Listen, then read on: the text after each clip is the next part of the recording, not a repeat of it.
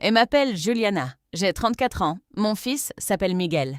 7 ans. Des cheveux toujours en bataille, 2 dents qui manquent devant. Et le rire le plus fort de tout l'immeuble. Moi et son père, Eduardo, on s'est séparés il y a 1 an et 3 mois.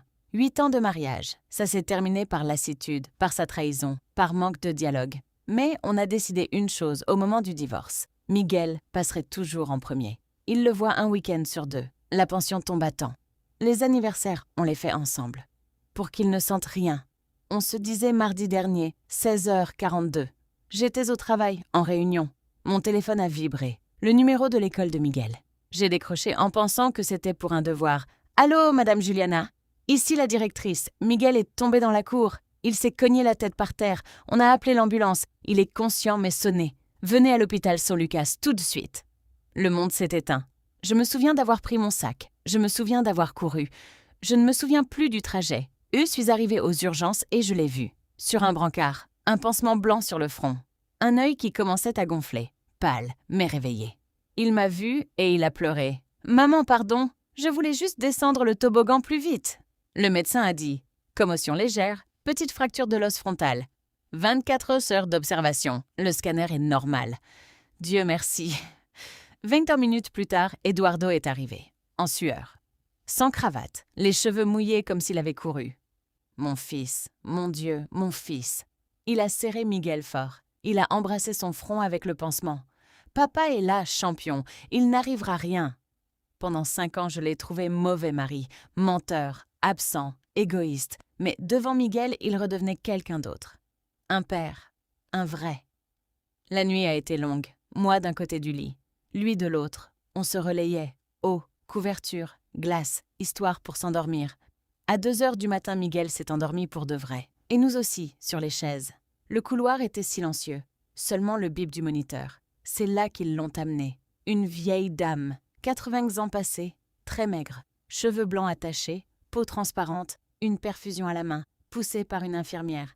Lit 14, juste en face d'une autre. Aucun membre de sa famille, juste elle et un sac en tissu.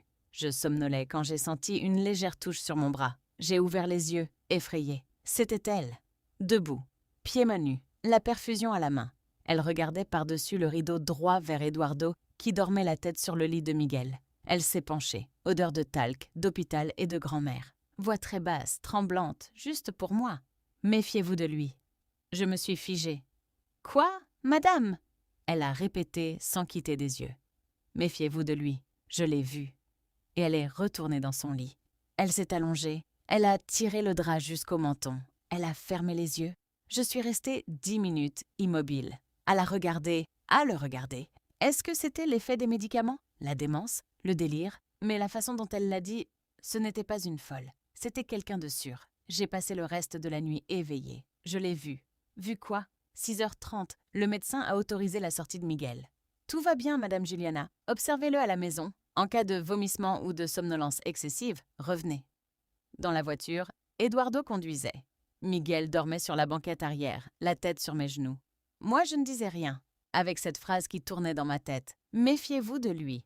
On est arrivé à la maison. Eduardo a monté les affaires. Il a fait de la soupe. Il a changé le pansement de Miguel. Tu dois te reposer. Je reste ici aujourd'hui. Si tu as besoin de moi cette nuit, je suis dans le salon. Il a toujours été comme ça. Quand il voulait, il était le meilleur père du monde. Et c'est pour ça que ça a fait encore plus mal ce que j'ai découvert 20 minutes plus tard. Il est allé prendre une douche. Son téléphone est resté sur la table de la cuisine.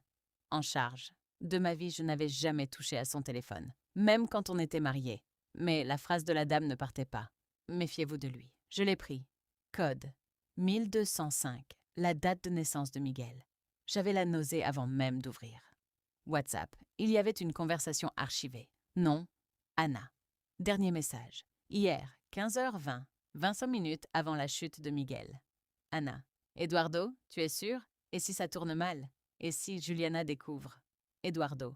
T'inquiète, c'est juste pour qu'elle me reparle. Si Miguel se blesse un peu, elle va m'appeler en panique. On va se retrouver à l'hôpital ensemble, comme quand il était bébé. Elle va voir qu'elle a besoin.